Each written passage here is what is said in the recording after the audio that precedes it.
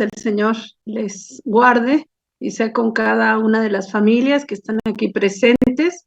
Y así como dice este canto, poderoso es su nombre, pues a través de lo que vamos a ver en esta mañana, vamos a entender lo poderoso que es el nombre de nuestro Señor.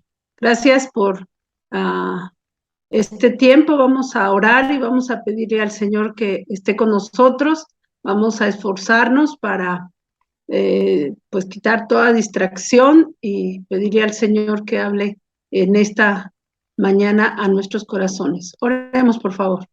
Señor Jesús, en esta linda, pues ya tarde, te queremos agradecer el saber que tú nos amas y que has guardado nuestras vidas hasta el día de hoy. Quiero ponerme en tus manos y poner en tus manos también pues la vida de mis hermanos aquí presentes y de los que van a escuchar este mensaje, para que tú, Señor, obres en sus vidas, en sus corazones y hables, Señor, a través de tu palabra, y que también por ella podamos tomar decisiones, Señor, que puedan llevarnos a estar cerca de tu corazón, cerca de tu voluntad. Gracias te doy en el nombre de Jesús. Amén. Y bueno, este mensaje es la segunda parte y quiero iniciar otra vez con el último versículo del libro de Jueces. Entonces, si me quieren acompañar, por favor, Jueces 21, 25. Y acuérdense que la semana pasada hablaba de el tiempo histórico en el que íbamos a ubicar la historia que estamos estudiando, que tiene que ver con Gedeón. Hoy vamos a hablar como de aspectos más particulares de un acontecimiento que tenía que ver con todo el pueblo de Israel. Ahora, a veces nosotros podemos personalizar cosas, pero yo siempre he visto en la Biblia que cuando Dios va a revelarse a través de una persona, también va implicado pues el corazón, y ese corazón va implicado para hablar con el pueblo. No solamente es un mensaje para una persona, sino puede ser un mensaje para una persona donde está implicando a muchas más personas. Y yo creo que así es, porque tiene que ver con tu vida y con la vida de otros. Así que Jueces 21, 25 dice de la siguiente manera: en estos días no había rey en Israel, cada uno hacía lo que bien le parecía. Entonces hay que tener presente este pasaje, este versículo, porque era la situación en la que estaba inmerso el pueblo de Israel. No había rey, no había llegado el tiempo de rey, y esto tiene que ver con dirección. Y entonces aquí ya vamos a regresar a Jueces 6, y Jueces 6 nos habla de una historia pues muy fuerte, y también a la vez grandiosa, maravillosa, de la historia de Gedeón. Nos quedamos en Gedeón 6 y vamos a ir al 32. Entonces yo les quiero animar a ir a sus Biblias, por favor, y busquen el libro de Jueces, vayan al capítulo 6 y vean el versículo 32. En este pasaje dice de la siguiente manera: Jueces 6, 32. En aquel día Gedeón fue llamado Jerobbaal, esto es, contienda Baal contra él, por cuanto derribó su altar. Nos quedamos en esta parte donde Dios se revela a Gedeón y le dice que va a liberar al pueblo de los madianitas. Recordemos que los madianitas estaban oprimiéndolos, no tenían ni siquiera oportunidad de que sus sembradíos, sus alimentos fueran resguardados, porque la escritura dice que llegaban como langostas, los destruían, las quemaban, igual robaban sus ganados, y esto llevó al pueblo de Israel a estar en mucha pobreza. Entonces estaban en una condición realmente difícil. Ahora, no es que solamente las circunstancias estaban ahí adversas porque sí. También la semana pasada nos dimos cuenta que el mismo pueblo de Israel seguía a dioses ajenos. y hablé un poco de Baal, de Acera, y ahí tenían esos altares. Ellos ya estaban en la tierra prometida, y ahí había pueblos que adoraban a dioses paganos. Y el pueblo debió estar buscando a Dios y ser un pueblo santo, y no lo era. Estaban adorando estos mismos ídolos que los pueblos paganos. Yo les decía la semana pasada que en vez que ellos fueran un ejemplo para que los pueblos paganos les siguieran, fue todo lo contrario. Ellos estaban siguiendo al pueblo pagano. Eso me hace recordar, hace como un mes estuvimos en unas conferencias de lo que es el hogar educador, y la persona que enseñaba decía que los mismos programas, el mismo entretenimiento, lo mismo ven los cristianos que los que no son cristianos. Y esa es una lucha muy fuerte, pero siempre tenemos que preguntarnos a qué nos está llamando Dios. Entonces, cuando Gedeón derriba estos altares, le ponen un sobrenombre y le ponen Jerobal, que esto significa contender contra Baal. Y se le quedó ese nombre. Ya, de hecho, más adelante vamos a leer y no le nombraban Gedeón, sino Jeroboal. Pero ahí está, y no voy a leer todos los pasajes, son varios versículos, pero sí voy a tratar de leer los que van hilando a la historia de esto que sucedió con Gedeón.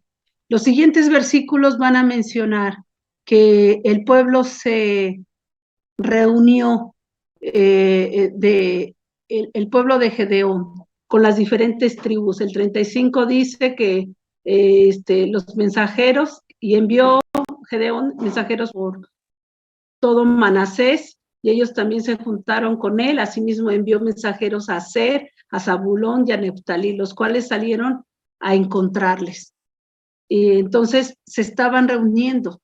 Ya empezaba a haber como una estrategia de guerra, de lo que iba a suceder. Acuérdense que también el periodo de los jueces tiene que ver con esos, un periodo de mucha batalla, y los jueces van a ser guerreros que están defendiendo, aunque no todos lo van a hacer, pero ese era el cometido del tiempo de los jueces. Entonces ya se están reuniendo, pero al mismo tiempo también se están empezando a reunir los madianitas, los amalecitas y todos los que están ahí en contra de. Entonces, frente a eso, parece que de Gedeón sigue teniendo como esa inseguridad, ese temor de realmente Dios irá con nosotros, y entonces vuelve a pedir señales. Y bueno, para los niños esto es así como muy grandioso, puede llamarles mucho la atención, pero los siguientes versículos van a decir, o van a darnos pues los elementos de esta historia, que viene a ser pues también maravillosa, tiene sus detalles fantásticos, no fantasiosos, sino fantásticos, porque fíjense lo que dice, que Gedeón dijo, bueno, si yo voy a salvar a Israel, entonces te voy a pedir, Señor, que hagas lo siguiente. Y el 37 dice, y aquí yo pondré un vellón de lana en la era, y si el rocío estuviera en el vellón solamente, quedando seca toda la tierra, entonces entenderé que salvarás a Israel por mi mano, como me has dicho. ¿Qué es esto de un vellón de lana? Pues era precisamente como lo que utilizaban ellos, pues igual para calentarse, tenía esta función de lana, era como una manta, si ustedes le quieren llamar de esa manera. Y entonces él dijo, yo quiero que este pedazo de lana o de manta, lo voy a poner afuera toda la noche, y quiero que permanezca mojado, ¿sí? Entonces yo quiero que eso se moje. Entonces es lo que le está pidiendo aquí. Voy a volverla a leer. Dice aquí, yo pondré un vellón de lana en la era, y si el rocío estuviere con el vellón solamente, es decir, todo lo demás debe de quedar seco, entonces yo entenderé que tú estás conmigo. Y bueno, interesante, a mí me llama mucho la atención que Dios hace caso a esta, pues sí, sugerencia, esto que está solicitando Gedeón. Y el 38 dice, y aconteció así, pues cuando se levantó de mañana, exprimió el vellón y sacó de él el rocío, un tazón lleno de agua. Ahora, el rocío normalmente es esta agüita que vemos en las plantas, que vemos también a veces en nuestros vehículos en la mañana, que están mojados. Pero aquí dice que el vellón no solo tenía rocío, estaba mojado. O sea, lo exprimieron y salió un tazón de agua. Es interesante Dios. Alguien pudiera decir, hasta Dios tiene cierto humor para las cosas. No solamente dio el rocío, sino lo empapó. Ahora, Gedeón vuelve a pedir otra señal. No es suficiente cuando vio que esta ofrenda que él ofreció y la puso en una peña, y entonces el ángel toca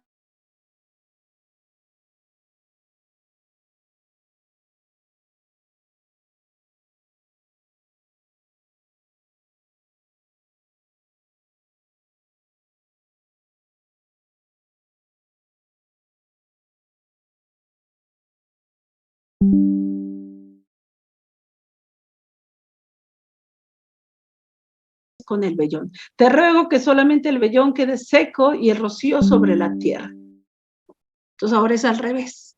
Quiere que la tierra esté mojada y el vellón seco. Ahora Dios es muy paciente. ¿Por qué? Porque lo hace. Y aquella noche lo hizo así. Solo el vellón quedó seco y en toda la tierra hubo rocío. Ahora, ¿eso era imposible para Dios? Pues no, era algo, pudiéramos decir, para Dios relativamente muy sencillo. Pero yo aquí tengo la pregunta, ¿era necesario que Dios lo hiciera?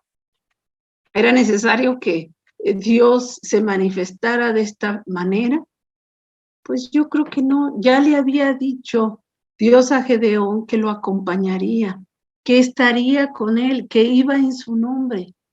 Pero Gedeón, en realidad aquel versículo que le dice, varón esforzado y valiente, pues yo creo que no era tan valiente. Ahora, también hay que entender una cosa. El ejército de los madianitas no era un ejército menor. A lo que él iba a enfrentar era algo bastante grande. Algunos, pues, críticos de este personaje, algunos estudiosos, dicen que él, pues, lejos de que estas señales sirvieran, pues sí, como para reafirmar, pues era una evidencia de falta de fe. Y bueno, puede haber dos posturas aquí con Gedeón, creer que no tenía la suficiente fe, y otros pueden decir, bueno, él pedía señal para confirmación. Ahora, este pasaje está aquí. Yo creo que puede irnos a dos extremos. Uno es que las personas tomen este pasaje y cada vez que necesiten confirmar la voluntad de Dios, estén pidiendo una señal. Y digan, Señor, si tú quieres que yo haga eso, entonces necesito todos estos elementos para que tú me confirmes que es tu voluntad. Y bueno, Dios puede manifestarse, pero yo solo les animaría y les pediría que no sea el constante, porque ¿qué va a suceder cuando esa señal no aparezca? ¿No vas a hacer nada? ¿No te vas a mover? Entonces tenemos que tener cuidado con las solicitudes que a Dios le hagamos. Ahora, yo sé que sí le podemos pedir a Dios cosas y Dios las puede conceder, sobre todo si son cosas que no van a transgredir su voluntad, el corazón de Dios, la misma palabra de Dios. Dios las puede conceder. Miren, hermanos, quiero compartirles que hace pues ya muchos años falleció mi papá. Y cuando él falleció, yo no estaba viviendo en México. Fue el tiempo de donde yo estaba estudiando en el seminario. Y mi papá enfermó, fue diagnosticado con cáncer en sus pulmones y le dieron muy poquito de tiempo de vida. Después del diagnóstico le dijeron que solamente eran 6 meses. Entonces fue un tiempo pues difícil para toda la familia. Yo sabía que pues la vida de él se estaba apagando poco a poco.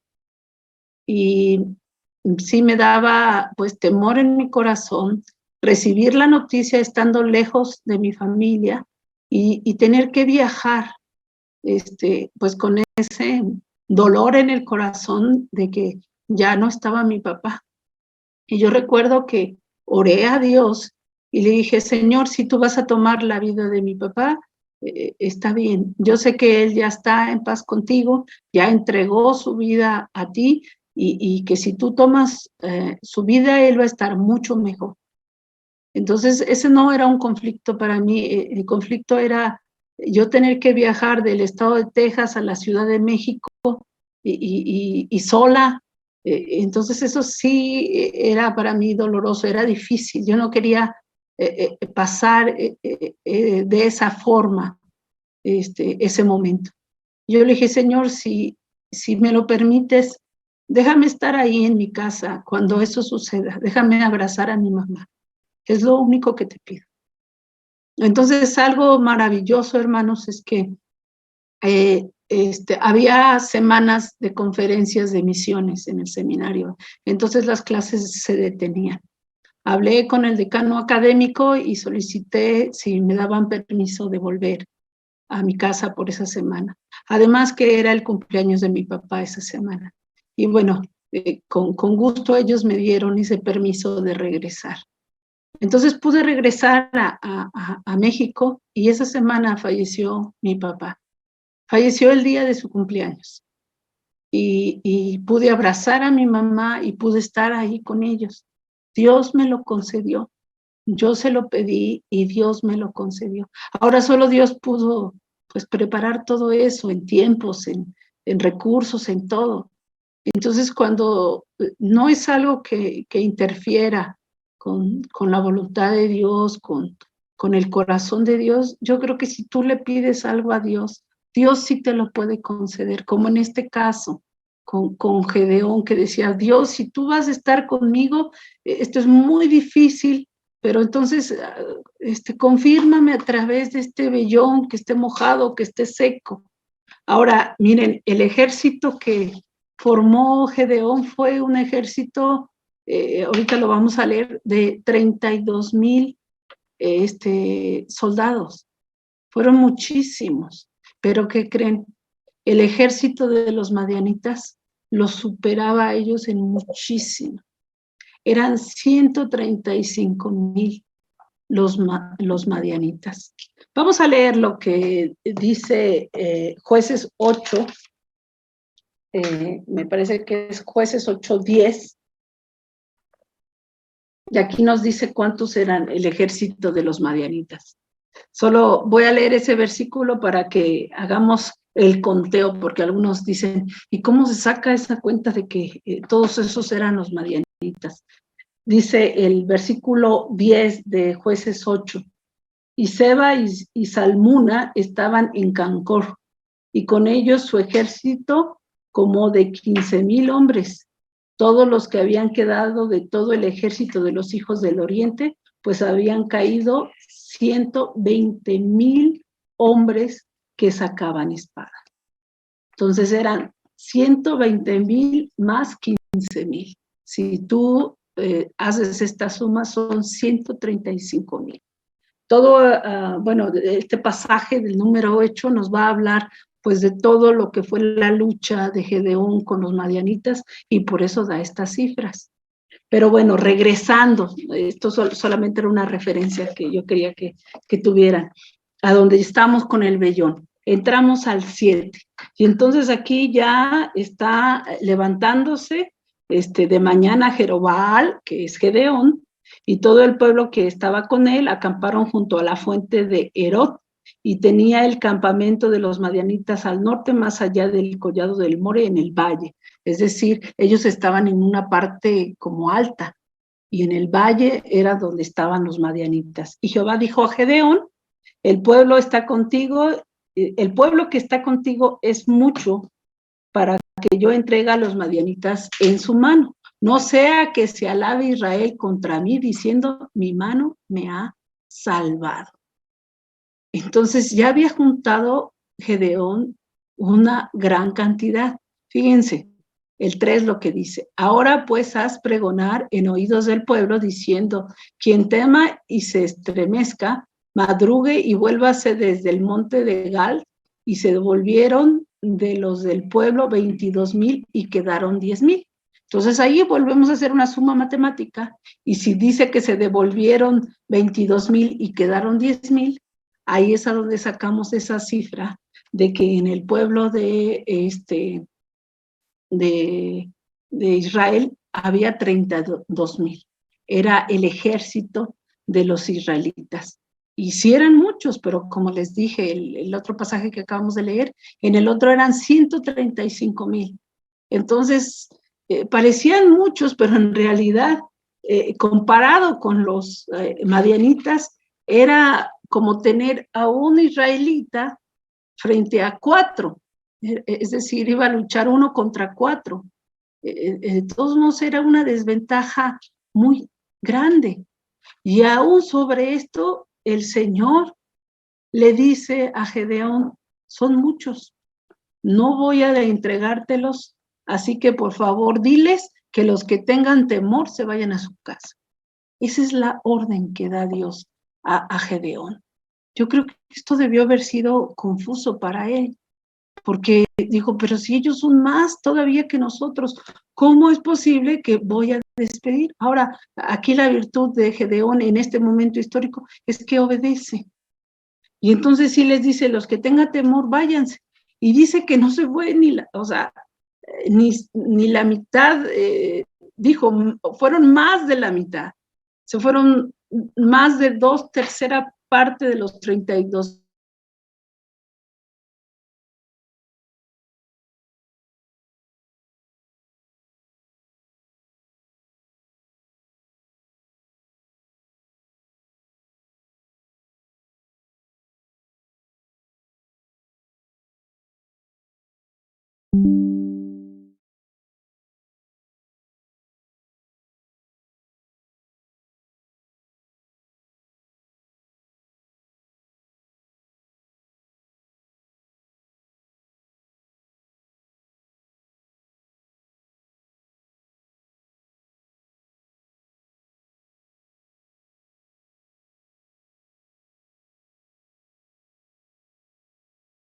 Lo que hacemos nosotros, sino lo que Dios va a hacer a través de nosotros. Si entendiéramos esa parte, créanme que muchas cosas se harían, se moverían de otra manera. Entonces, esta es la forma en que Dios le está pidiendo a Gedeón que haga las cosas.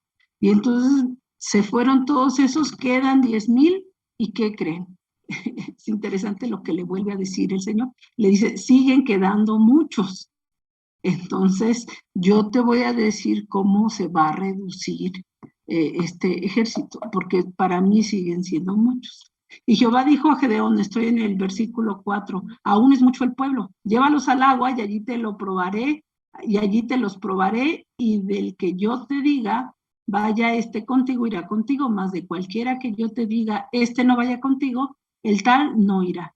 Entonces llevó el pueblo a las aguas y Jehová dijo a Gedeón, cualquiera que lamiere las aguas como su lengua, como lame el perro, y aquel pondrás aparte. Asimismo a cualquiera que se doblare sobre sus rodillas para beber, y fue el número de los que lamieron llevando el agua con la mano a su boca 300 hombres, y todo el resto del pueblo se dobló sobre sus rodillas para beber las aguas. Entonces Jehová dijo a Gedeón, con estos 300 hombres que lamieron el agua, os salvaré.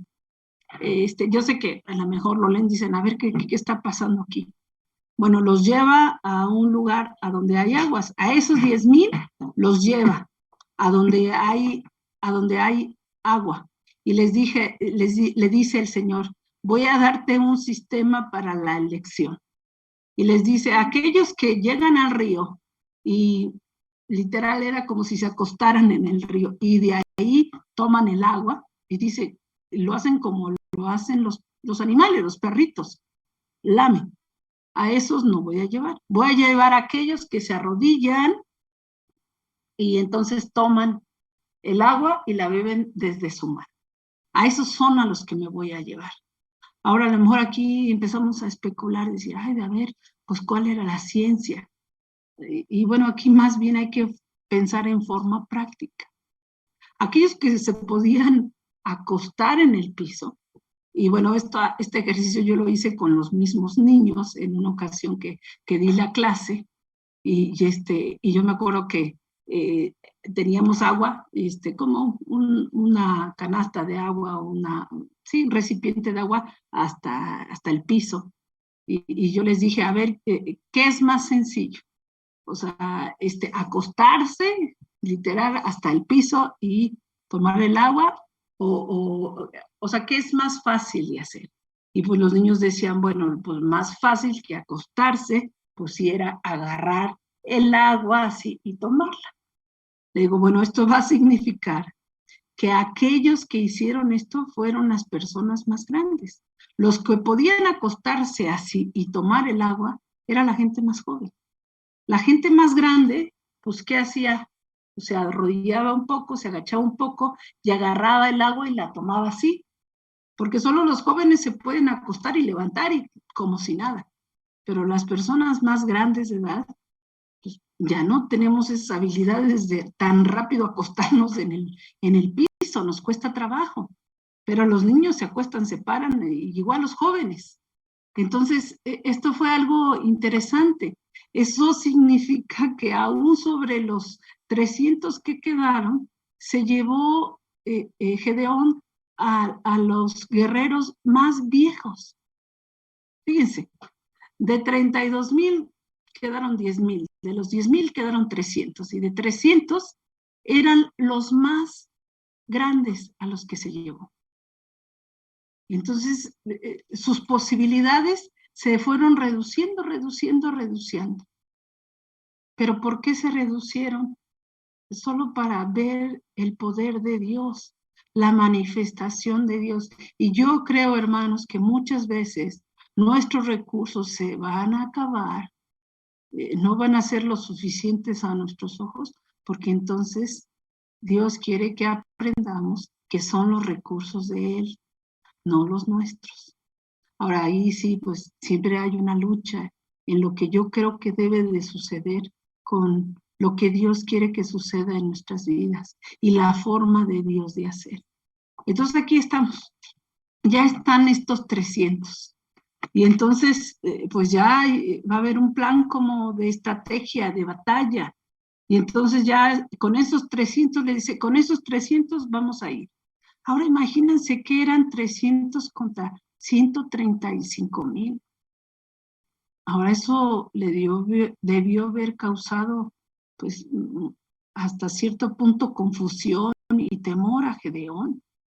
Pero aún con eso, ahí estaba Gedeón, estaba las carpas, estaban ellos armando una estrategia.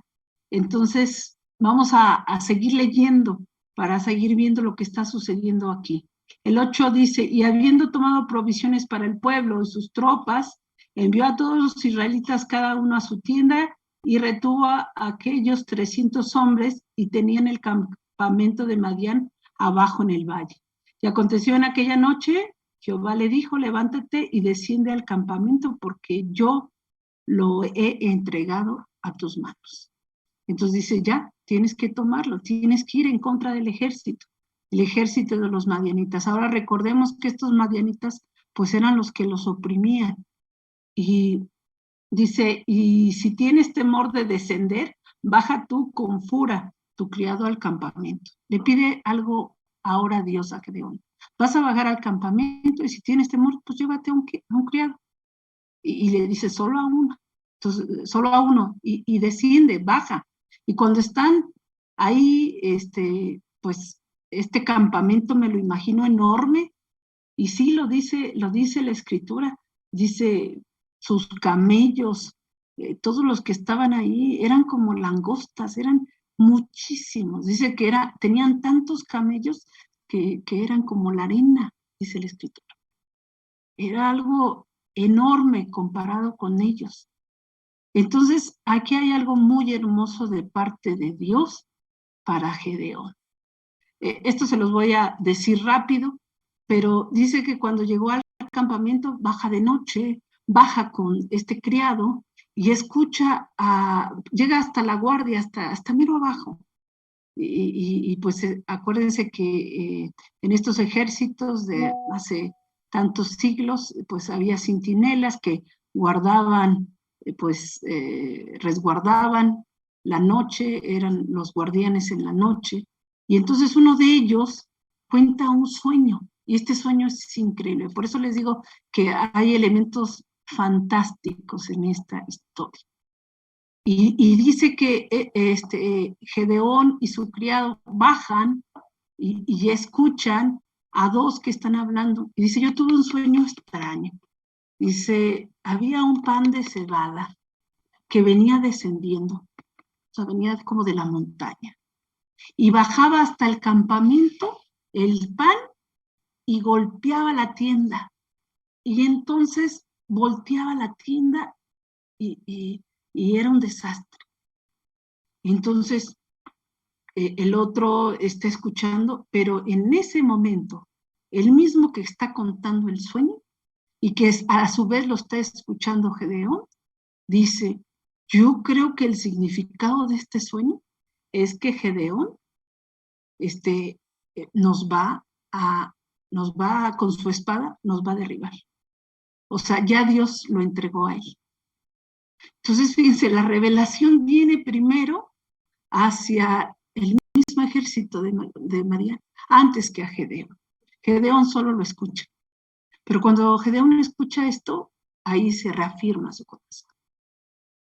Yo no sé qué vamos a necesitar nosotros para escuchar, para que nuestro corazón se reafirme. Y digamos, sí, Dios está conmigo, voy a dar el paso, voy a moverme hacia donde Dios quiere que me mueva. Pero aquí Gedeón lo entiende y entonces sube de nuevo y dice, ya, Dios me va a entregar este ejército. Entonces voy a hacerlo. El 15 dice, cuando Gedeón oyó el relato del sueño y su interpretación, adoró. Fíjense, adoró a Dios. Ahora nosotros a veces entendemos que adoración es como cantar a Dios, pero adoración es más que cantarle al Señor, es reconocer quién es Dios. Y Dios es el Todopoderoso. Y yo espero que para ti Dios sea tu Dios, el Todopoderoso. Y entonces adoró y vuelto al campamento de Israel, dijo, levantaos porque Jehová ha entregado el campamento de Madián en vuestras manos. Y repartiendo los 300 hombres en 3 escuadrones, dio a todos ellos trompetas en sus manos y cántaros vacíos con teas ardiendo dentro de los cántaros. Ahora aquí vienen las herramientas que Dios va a utilizar para esta batalla, que también es algo extraordinario. Ahora no quiere decir que siempre utilizaron estas herramientas, pero Dios va a vencer a este ejército en ese momento con estos 3 elementos. ¿Cuáles fueron esos 3 elementos? Con una trompeta, con un cántaro y aquí dice una tea ardiendo, es una antorcha. Ahora, ¿quién va a una guerra a contender contra otro ejército con estas herramientas, con estas armas? Pues cualquiera diría, no, ¿cómo creen? O sea, al menos debes llevar una espada, un palo, unas piedras. Pero aquí hay inteligencia de parte de Dios para Gedeón. Entonces son solo 300 soldados de parte de Gedeón con 135,000. Ahora van ellos a ir a tomar el ejército con una estrategia de noche, van a estar ellos ahí todos acampando y dice que hubo 3 escuadrones alrededor de todo este ejército. Y todos esos 300 llevaban estas 3 cosas. Una antorcha, que la antorcha iba dentro del cántaro, y una trompeta. de mano derecha la trompeta y en la mano izquierda pues su cántaro con su antorcha. Y Gedeón dijo, van a hacer exactamente lo que yo les pida. Y rodearon el campamento con estos 300 hombres que se dividieron como en 3 partes, pero estaba rodeado. Y entonces Gedeón dice, cuando yo dé la orden, van a tocar esa trompeta, van a romper el cántaro y van a sacar su antorcha. Ahora, pues parece algo extraordinario, pero ustedes se pueden imaginar el ruido que generó romper 300 cántaros al mismo tiempo. Ahora, yo creo que todos hemos roto un vaso, hemos roto algún recipiente y normalmente se escucha bastante. De hecho, cuando sucede aquí en la casa, pues lo primero decimos, ¿están bien? ¿Qué les pasó? ¿Sí? Pero aquí fueron 300 cántaros que se rompieron. Y además se oyó una trompeta, 300 trompetas, 300 trompetas, 300 cántaros rotos, y entonces la antorcha encendida alrededor de ese campamento. Ahora 300 son muchas. Bueno, esto que generó en el ejército de los medianitos una confusión impresionante. Ahora, cuando eso sucede en un momento, hay una psicosis, pues, ¿cómo se le llama? Colectiva. Y en esta psicosis colectiva puede haber muchísima confusión. Ahora, ellos esta psicosis de escuchar cántaros rotos, que yo les aseguro que entre lo dormido ni sabían lo que estaba pasando, pues no supieron qué hacían. Y entonces aquí nos va a decir que cuando ellos, vámonos al 20, nada más para ver, ya estamos casi terminando. Dice, y los 3 escuadrones tocaron las trompetas y quebraron los cántaros, tomaron en la mano izquierda las teas y con la derecha las trompetas con que tocaban y gritaron por la espada de Jehová y de Gedeón. Y estuvieron firmes cada uno en su puesto en derredor del campamento. Entonces todo el ejército se echó a correr dando gritos y huyendo. Y dice, y los 300 tocaban la trompeta y Jehová puso la espada de cada uno contra su compañero en todo el campamento. Es decir, ni siquiera tuvieron en esa noche que matar a los del campamento. Se mataron entre los propios madianitas, porque no supieron qué estaba pasando. Su confusión fue tanta que entre ellos mismos se eliminaron. Después una parte huyó. Pero hermanos, aquí vimos la promesa de Dios cumplida en el Gedeón. Yo sé que para muchos escuchar una historia de guerra es así, ay no, ya hay demasiada guerra, no hay paz. Pero la semana pasada yo les explicaba cómo eran estos pueblos, qué eran sus prácticas, cómo sacrificaban a sus propios hijos a estos dioses de Baal, lo que hacían, y pudiéramos hacer todo una enseñanza de sus prácticas de estos pueblos, que créanme que eran muy deplorables.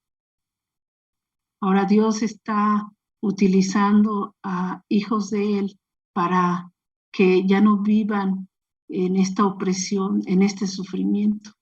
Ahora, acuérdense que la semana pasada leímos el pasaje que pedían a Dios ser liberados de los madianitas, de esta gente que les estaba haciendo mucho daño. Y Dios estaba con ellos, utilizando los recursos que ante los ojos humanos no eran nada. Eran 300 hombres, eran cántaros, eran trompetas, era una antorcha, pero ante el poder de Dios, esto es poderoso. Dios va adelante de nosotros, va adelante de la mente humana. Y yo quiero que confíen en eso, en que Dios está con nosotros y nos ayuda. No sé qué tipo de luchas tenga cada uno de nosotros. Dios las sabe, pero a veces nuestros problemas se pueden ser tan grandes como este ejército de 135,000, que decimos, no, yo no puedo con esto. pero con los recursos que Dios te dé, aunque tú los veas como muy chiquitos, como que con esto no voy a poder hacer nada. Dios puede hacer grandes cosas, como hizo en este momento con Gedeón. Yo espero que tú confíes en eso, que tú sepas que Dios puede hacerlo en tu vida. Y si necesitas pedirle a Dios, Señor, tengo como cierto temor de hacer esto. Dios puede poner en ti fortaleza, puede poner en ti valor para hacer las cosas, como lo hizo con Gedeón.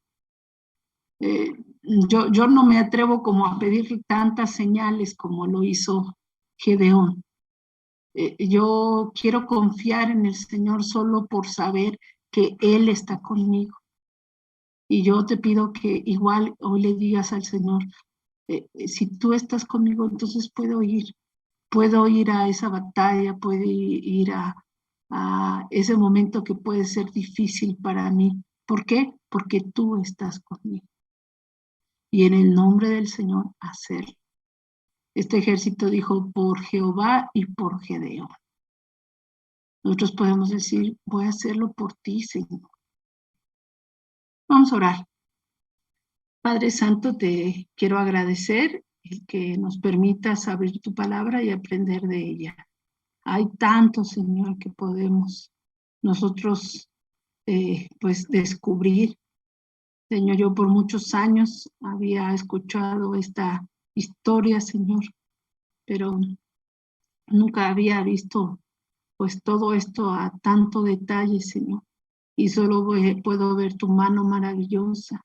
Y yo sé, Señor, que cada uno de nosotros puede enfrentar diferentes circunstancias. No sé en qué punto esté cada uno, Señor. No sé si haya una lucha donde no sepamos dónde está nuestro corazón. No sé si estamos en el punto donde leímos el último versículo, cada quien hacía lo que bien le parecía porque no había rey. Señor, nosotros necesitamos reconocer que tú eres el rey de nuestra vida, eres el rey de nuestro corazón. Porque si tú no estás ahí gobernando desde nuestro corazón, Señor, seguramente estaremos tomando las decisiones nosotros y no tú, Señor. Yo te pido que pensemos en eso, que dejemos que tú seas el que dirija nuestra vida, nuestro corazón, Señor, y que tú seas el rey de nuestro corazón, Señor. Yo sé que en esta historia donde tu pueblo no tenía un rey, no sabía qué hacer, pero tú te manifestabas y aún en las desobediencias de ellos, Señor, tenías misericordia de sus vidas. Yo te pido, Señor, que así como lo hiciste con Gedeón, con ese pueblo, Señor, que pues decía ser tu pueblo, Señor, pero que al mismo tiempo te fallaba tanto y que tú querías ayudarlos y querías liberarlos, Señor, y fuiste tan paciente. Gracias te damos porque sabemos que esa paciencia todavía la tienes con nosotros. Bendice a cada uno de mis hermanos, de sus vidas, de sus corazones, y sea obrando, Señor, en sus necesidades, Señor, y que tú te manifiestes, así como tú lo hiciste, Señor, en la vida de Gedeón, que también lo hagas con nosotros. Yo te lo pido en el nombre de Jesús. Amén. Dejo el lugar aquí a mi esposo, que ya está. Hola, hola, Dios los bendiga a todos, muy buenas tardes. Gracias a Dios por la palabra, aquí estoy con Esteban. Vamos terminando también el tiempo de predicación